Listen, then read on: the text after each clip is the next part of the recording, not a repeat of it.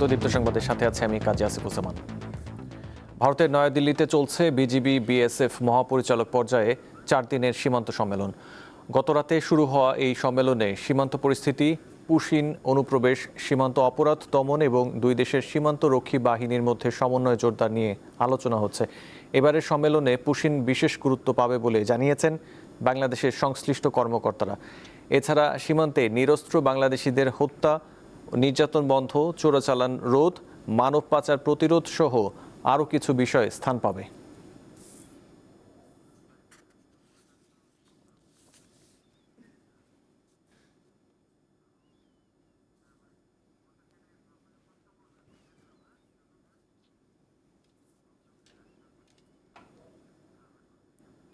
ভারতের সীমান্ত রক্ষী বাহিনী বিএসএফ পুশিন চেষ্টার পরিপ্রেক্ষিতে সীমান্তে সতর্ক অবস্থানে রয়েছে বাংলাদেশের বিজিবি। এ বিষয়ে জানাতে পঞ্চগড় থেকে যোগ দিচ্ছেন সহকর্মী গোফরান বিপ্লব। বিপ্লব, আজ সীমান্তে বিজিবির অবস্থান কেমন দেখছেন?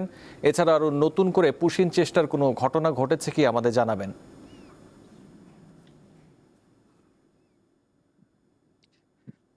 জি আসিফ, আমি দাঁড়িয়ে আছি পঞ্চগড়ের সদর উপজেলার হারিভাষা ইউনিয়নের বড়বাড়ি বিওপির প্রধানপাড়া সীমান্তে।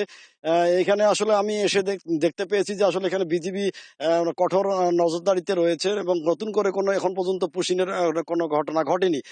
আমি সকালে কথা বলেছি 56 বিজিবির CO lieutenant colonel Sirajul Islam সাথে। তিনি আমাকে যেমনটি বলিয়েছেন যে আসলে ওনার আন্ডারে 128.924 কিলোমিটার সীমান্ত রয়েছে পঞ্চগড়ে। এই পঞ্চগড়ের পুরো সীমান্ত জুড়েই কিন্তু সতর্ক অবস্থানে রয়েছে বিজিবি এবং বিজিবির সাথে আনসার সদস্যরাও যোগ দিয়েছেন। এবং কি পরিমাণ আনসার সদস্য যোগ দিয়েছে এটা আসলে সঠিক সংখ্যা এখন আমরা জানতে পারিনি। তবে এখানে কড়া নজরদারিতে রয়েছে বিজিবি। আর নতুন করে ভারত থেকে কোনো বিএসএফ এর ঘটনা, পুশিনের কোনো ঘটনা ঘটেনি। আপনাকে আর একটা কথা জানিয়ে রাখি, গত শুক্রবার ভোর রাতে মানে ভারতের সীমান্তরক্ষী বাহিনী এই আমার পিছনে যে নোম্যান্স ল্যান্ড আছে এখানেই কিন্তু বাংলাদেশের মানে 10 জন ব্যক্তিকে, মানে ভারত থেকে 10 জন ব্যক্তিকে পুশিনের করার চেষ্টা করেছিল। দীর্ঘ নাটকীয়তার পরে প্রায় 69 ঘন্টা পর কিন্তু তাদেরকে আবার মানে বিএসএফ কিন্তু ফিরিয়ে নিতে বাধ্য হয়। তা আমরা স্থানীয় লোকজনের সাথে কথা বলেছি। বর্তমানে কিন্তু এই এলাকার শান্তিপূর্ণ অবস্থান বিরাজ করছে এবং এখানে যে স্থানীয় লোকজন বলছেন তারা আগে যেরকম একটা সৌহার্দ্যপূর্ণ সম্পর্ক ছিল, এই সীমান্তে কোনো প্রকার উত্তেজনা ছিল না। মাঝখানে কিন্তু এই 3 দিন খুব তারা আতঙ্কের মধ্যে ছিল। বর্তমানে কিন্তু সামাজিক সুন্দর একটা পরিবেশ বিরাজ করছে এবং এখানকার লোকজন কিন্তু মাঠে কাজ করছে। এবং বিজিবি পক্ষ থেকে জানানো হচ্ছে যে নতুন করে পুশিনের যদি কোনো প্রকার চেষ্টা করে ভারত, তাহলে কিন্তু আমরা কঠোরভাবে তা হস্তক্ষেপ করব। এবং এখানে কিন্তু আসলে পঞ্চগড় জেলায় কিন্তু মোট 277 কিলোমিটার, 77.915 কিলোমিটার সীমান্ত রয়েছে এবং পুরো সীমান্ত জুড়েই আমরা দেখতে পেয়েছি যে আসলে আমাদের বাংলাদেশের যে বিজিবি আছে তারা কিন্তু শক্ত অবস্থানে রয়েছে এবং ভারতের থেকে তারা কোনো প্রকার কোনো ধরনের পুশিং তারা কিন্তু মেনে নেবে না এবং তারা প্রতিবাদ করবে বলে আমাদেরকে জানিয়েছেন। এই ছিল পঞ্চগড় থেকে সর্বশেষ তথ্য। ছিলেন গোফরান বিপ্লব।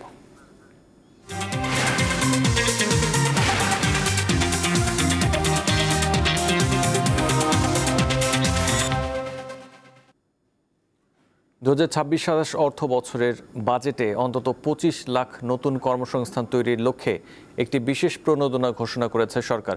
পাশাপাশি তরুণদের সৃজনশীল অর্থনৈতিক কর্মকাণ্ডে অন্তর্ভুক্ত করতে থাকছে বরাদ্দ। বাজেট নিয়ে ধারাবাহিক প্রতিবেদনের দ্বিতীয় পর্ব আজ।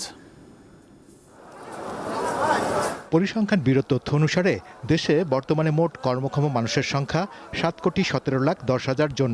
15 বছর বা তার বেশি বয়সী কর্মরত এবং বেকার জনগোষ্ঠীকে অন্তর্ভুক্ত করে বিবিএস এই হিসাব প্রকাশ করেছে। তবে আশঙ্কার বিষয়, এদের মধ্যে বেকারের সংখ্যা অন্তত 27,30,000। সেই সঙ্গে বাড়ছে বেকারের সংখ্যা। এমন বাস্তবতায় দেশের বন্ধ এবং উৎপাদন ব্যাহত হওয়া কারখানাগুলো পুনরায় চালু করতে 60,000 কোটি টাকার একটি বিশেষ প্রণোদনা কর্মসূচি ঘোষণা করেছে সরকার। এছাড়া দেশের তরুণদের মাদক, সন্ত্রাস ও উগ্রবাদ থেকে দূরে রাখতে সৃজনশীল অর্থনৈতিক কর্মকাণ্ডের উপর জোর দিচ্ছে সরকার। সাধারণভাবে সৃজনশীল অর্থনীতি বলতে চলচ্চিত্র, নাচ, গান, নাটক, প্রকাশনা, বিজ্ঞাপন, স্থাপত্য, শিল্পকলা, কারুশিল্প, নকশা, সফটওয়্যার, ভিডিও গেমস ইত্যাদিকে বোঝানো হয়। আপনার কাছে আসলে যে বিষয়টি আমরা জানতে চাই, এবারের বাজেটে নতুন কর্মসংস্থানের সুযোগ সৃষ্টিতে আপনাদের কি পদক্ষেপ রয়েছে?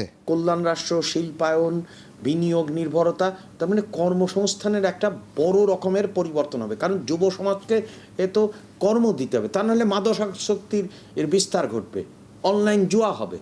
তো এইখান থেকে পরিবর্তনের জন্য একটাই রাস্তা, সেখানে হচ্ছে যে বিনিয়োগ থেকে উৎপাদনের থেকে কর্মসংস্থান, এবং কর্মসংস্থানের থেকে করের হার না বাড়িয়ে অভ্যন্তরীণ সম্পদ বৃদ্ধি। এসব উদ্যোগকে সফল করতে শুধু আর্থিক সহায়তা নয়, দক্ষতা উন্নয়নও জরুরি, এমনটাই জানাচ্ছেন অর্থনীতিবিদরা। সৃজনশীল কর্মকাণ্ড আমরা আমাদের মতো দেশে এতদিন কিন্তু এটার মূল্যায়ন হয়নি। হস্তশিল্প, এটা যদি এটার কোয়ালিটি উন্নত করে, এটার ডিজাইন উন্নত করে এটা যদি বিদেশে রপ্তানি করা যায়, তাহলে সেখান থেকে আয় হবে এবং যারা এটার সাথে জড়িত তাদেরও একটা কর্মসংস্থানের সুযোগ হবে, আয়ের সুযোগ হবে।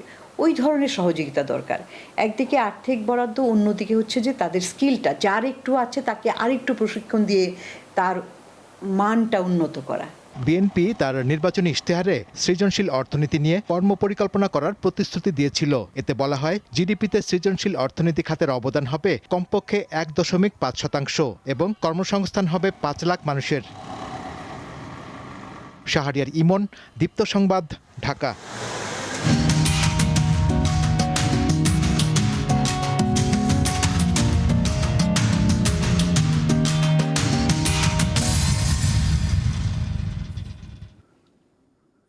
সংশয় হচ্ছে না ইনকিলাব মঞ্চের শরীফ ওসমান হাদি হত্যা মামলার অভিযোগপত্র দায়ের।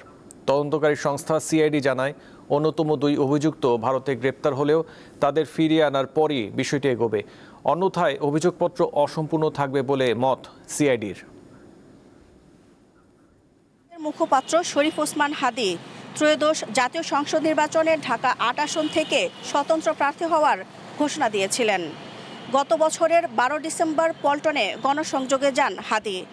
সেদিন একটি মসজিদে জুমার নামাজ শেষে ফেরার পথে বক্স কালভার্ট রোডের ঠিক এই স্থানে হাদিকে গুলি করে পালিয়ে যায় দুর্বৃত্তরা। প্রত্যক্ষদর্শী জানান, ছুটির দিন হওয়ায় ওই সময় আশপাশের দোকানপাট বন্ধ ছিল, কম ছিল মানুষের চলাচল। গুলিটা করছে আপনার এখানে আমি দাঁড়ানো ছিলাম, আমি সামনে ছিলাম, পরে রানিংয়ে গুলি করছে, রানিংয়ে গুলি করা ওরা চলে গেছে, আর আপনার রিক্সা যা থামাইছে ওই যে খাম্বার পাশটা ওখানে ছিল। তো টাইমটা ওরা বেশি খুব একটা নেয় নাই। মোটরসাইকেলে ওরা 2 জন ছিল, শুনে যে ছিল ও গুলি করছে, গুলি করে টান দিয়ে রানিং অবস্থা চলে গেছে। বহু শুনছি যে গুলি করছে, কিন্তু নিজের চোখের দেখাটা এটা আসলে মানে আমার চোখে এখনো ভাসতেছে। এরপর ঘটনা মোড় নেয় ভিন্ন দিকে। বহুল আলোচিত এ হত্যাকাণ্ডের পর বাংলাদেশ থেকে পালাতে সক্ষম হলেও ভারতের পশ্চিমবঙ্গ থেকে গ্রেপ্তার হন রাহুল ওরফে ফয়সাল করিম মাসুদ ও তার সহযোগী আলমগীর হোসেন।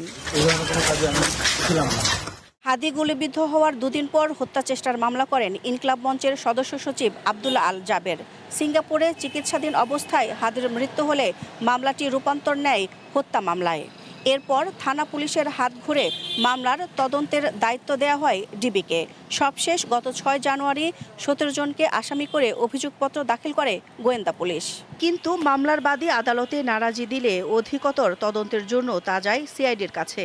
গত 7 জুন আদালতে অভিযোগপত্র দাখিলের নির্ধারিত দিন থাকলেও সিআইডি তা জমা দিতে পারেনি। এ নিয়ে 15 বার পেছালো তারিখ। আমরা এখন মোটামুটি একটা পর্যায়ে চলে এসেছি, তবে মামলাটা এখন একটা পর্যায়ে স্ট্যাগনেন্ট হয়ে আছে, যেহেতু যে প্রিন্সিপাল একিউজড তারা আমাদের হাতে নেই। প্রিন্সিপাল একিউজড আমরা যদি অ্যারেস্ট করতে না পারি, তাদের আমাদের কাস্টডিতে না পাই, যারা মূল কাণ্ডটা ঘটাইছে, যারা এই ক্রাইমটা কমিট করছে, তাদের সাথে কথা না বললে অনেক প্রশ্নের, অনেক ছোটোখাটো ইস্যুজ আছে, সেগুলোর সলিউশন আমরা পাবো না। আসামিদের ফিরিয়ে আনতে সংশ্লিষ্ট মন্ত্রণালয় সহ ভারতের সঙ্গেও যোগাযোগ চলছে বলে জানান তিনি। প্রত্যর্পণ চুক্তি অনুযায়ী যারা অ্যারেস্টেড আছে ইন্ডিয়াতে, আমাদের যে প্রিন্সিপাল অ্যাকিউজড এই মামলার, তাদেরকে ফিরিয়ে আনার জন্য সকল ধরনের কমিউনিকেশন আমাদের সাইড থেকে সম্পন্ন করা হয়েছে। এখন এটা হলো কি যে ফার্দার প্রসেস বা ওই সাইড থেকে তারা যদি আমাদেরকে সহযোগিতা করে এবং আমরা যদি আমাদের কাস্টডিতে আসামিদেরকে পাই, তাদেরকে ইন্টারোগেট করে এখন তারপরে যদি খুব হয়তো কুইকলি আমরা এটা সলিউশনে আসতে পারব। এ অবস্থায় আগামী 17 জুন অভিযোগপত্র দাখিলের নতুন দিন ধার্য করেছে আদালত। দিলশাদানি, দীপ্ত সংবাদ, ঢাকা। পুকুর পাড়ে শিকলবন্দি জীবন কাটছে মাদারীপুরের বনলতার। প্রায় ১.৫ যুগ ধরে বন্দি সে, এমনটাই জানিয়েছে তার পরিবার। অর্থের অভাবে চিকিৎসাও হচ্ছে না। বর্তমানে 40 বনলতা আবার সুস্থ জীবনে ফিরবে, এমনটাই প্রত্যাশা স্বজন ও এলাকাবাসীর। সকাল শুরু হতো স্কুলে যাওয়ার প্রস্তুতি দিয়ে, বিকেলে জমে উঠত আড্ডা। তবে এখন হয়তো সেগুলো শুধুই স্মৃতি। শিকলে বন্দি দুরন্ত মেয়েটাও নেই আগের মতো। মাদারীপুরের ডাসার উপজেলার নয়াকান্দি গ্রাম, সেখানে মানবেতর জীবনযাপন করছেন বনলতা হালদার। ৮ম শ্রেণীতে পড়ার সময় হঠাৎ মানসিক ভারসাম্য হারিয়ে ফেলে সে। বনলতার বাবা জীবিত থাকাকালে সাধ্যমতো চিকিৎসা করিয়েছিলেন। তার মৃত্যুর পর বর্তমানে অন্যের জমিতে কৃষিকাজ করে কোনোভাবে সংসার চালান মা ও 2 ভাই। অভাবের কারণে বন্ধ হয়ে গেছে বনলতার চিকিৎসা, তাই শিকলেই আটকে গেছে তার জীবন। ওই ওষুধের কারণে নাকি কোন কারণে জানি না, মানসিক দিকটা একটু সমস্যা হয়ে গেল। গান বাজনা লেখাপড়া সব দিক দিয়ে সে পারদর্শী ছিল। যদি ওর ভালো সেবা যত্ন দেওয়া হয় তাহলে আশা করি ও সুস্থ হয়ে যাবে। আমার দুঃখ কষ্ট অনেক লাগে, আমি অনেক চেষ্টা করছি, লেখাইছি পড়াইছি, ও যাতে ভালো থাক, সুস্থ হোক, বাড়ি ভালো ইয়া হোক, আপনার নাম থাক, সরকারের কাছে চিকিৎসা চাই। বনলতার চিকিৎসার আশ্বাস দিয়েছেন ইউপি চেয়ারম্যান ও উপজেলা নির্বাহী কর্মকর্তা। আমি আমার দিক থেকে যতটুকু পারি সহযোগিতা করে যাচ্ছি। আশা করি যে আগামীতে যদি আরো কোনো সহযোগিতা আসে, আমি চেষ্টা করবো ওই সহযোগিতা করার জন্য। পরিবারের সম্মতিক্রমে তারা যদি সরকারি মানসিক হাসপাতালে যদি চিকিৎসা নিতে ইচ্ছুক থাকে, সেক্ষেত্রে আমরা প্রশাসন থেকে তাকে হাসপাতালে পাঠানোর, তাকে অ্যাডমিট করার সম্পূর্ণ ব্যবস্থা নেব। সবার সহযোগিতায় শিকলমুক্ত হবে বনলতা, ফিরবে স্বাভাবিক জীবনে, এমনটাই প্রত্যাশা স্থানীয়দের। স্বস্তিকা সিংহ, দীপ্ত, বার্তাকক্ষ। কক্সবাজারের সমুদ্র উপকূলে আধুনিক পদ্ধতিতে লবণ উৎপাদন হচ্ছে। সৌরশক্তি কাজে লাগিয়ে লবণ উৎপাদনের ফলে অর্থনীতিতে দেখা দিয়েছে নতুন সম্ভাবনা। এর মাধ্যমে সনাতন পদ্ধতির চেয়ে কয়েক গুণ বেশি লবণ উৎপাদন সম্ভব হচ্ছে বলে জানিয়েছেন সংশ্লিষ্টরা। কক্সবাজারের বিস্তীর্ণ উপকূলে চোখে পড়বে লবণ চাষের দৃশ্য।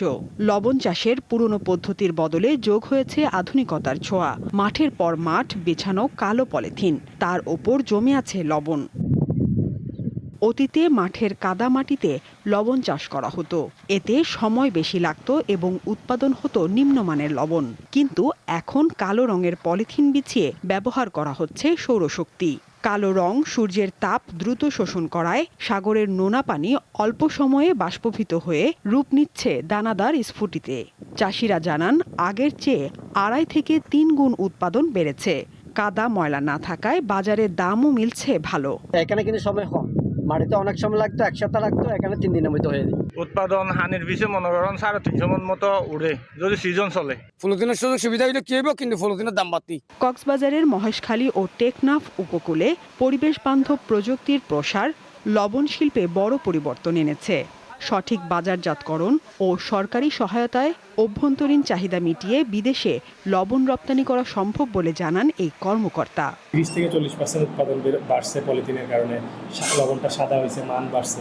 সমুদ্র গবেষণা প্রতিষ্ঠান হিমটোপ্লাস্টিক নিয়ে কিন্তু একটা গবেষণা করেছেন। লবণের মাইক্রোপ্লাস্টিক আছে, কিন্তু আমাদের পলিথিন ব্যবহারের কারণে কিন্তু এখানে কোনো মাইক্রোপ্লাস্টিক কন্টামিনেট হচ্ছে না। কারণ যে মাইক্রোপ্লাস্টিকটা আমরা লবণে পেয়েছি, এটা হচ্ছে সমুদ্রের পানিতেই এই মাইক্রোপ্লাস্টিকটা আছে। চাষিদের কারিগরি প্রশিক্ষণ দেয়া গেলে পরিবেশ বান্ধব এই সাদা সোনা দেশের অর্থনীতিতে আরও বেশি ভূমিকা রাখবে বলে মনে করছেন সংশ্লিষ্টরা।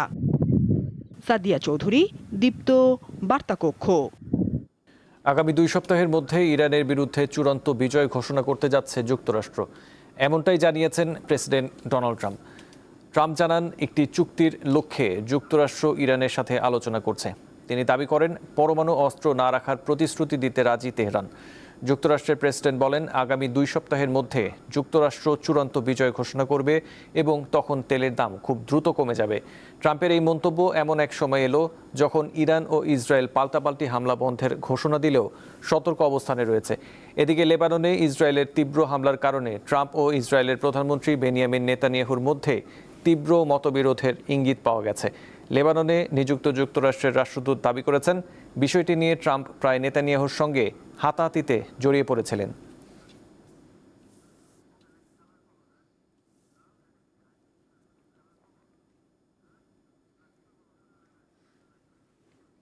যৌন নিপীড়নের অভিযোগে আন্তর্জাতিক অপরাধ আদালতের চিফ প্রসিকিউটর করিম খানকে সাময়িকভাবে বরখাস্ত করা হয়েছে। সোমবার আদালতের পরিচালনা পর্ষদ এই সিদ্ধান্তের কথা জানায়। নিজ দপ্তরের এক কর্মীকে যৌন নিপীড়ন করার অভিযোগে করিম খানের বিরুদ্ধে তদন্ত চলছে। আইসিসির সদস্য দেশগুলোর পরিষদ এক বিবৃতিতে জানিয়েছে, সংখ্যাগরিষ্ঠ ভোটের ভিত্তিতে সিদ্ধান্ত নেওয়া হয়েছে। চূড়ান্ত সিদ্ধান্ত না আসা পর্যন্ত তাকে অবিলম্বে দায়িত্ব থেকে সাময়িকভাবে বরখাস্ত করা হলো।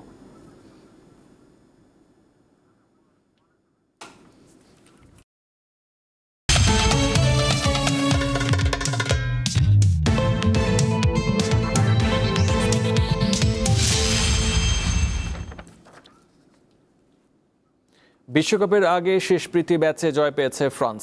মাইকেল অলিসের হ্যাট্রিকে নর্দার্ন আয়ারল্যান্ডকে 3-1 গোলে হারিয়েছে দিদিয়ের দেশমের শিষ্যরা।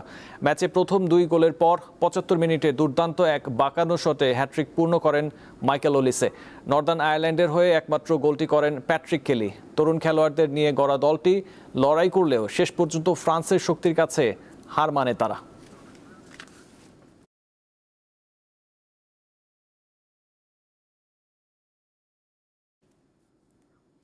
এই ছিল এখনকার মতো। পরবর্তী সংবাদ দেখার আমন্ত্রণ রইল। এছাড়াও তথ্য বিনোদনের জন্য চোখ রাখুন দীপ্ত টিভি ডিজিটাল প্ল্যাটফর্মগুলোতে। ধন্যবাদ।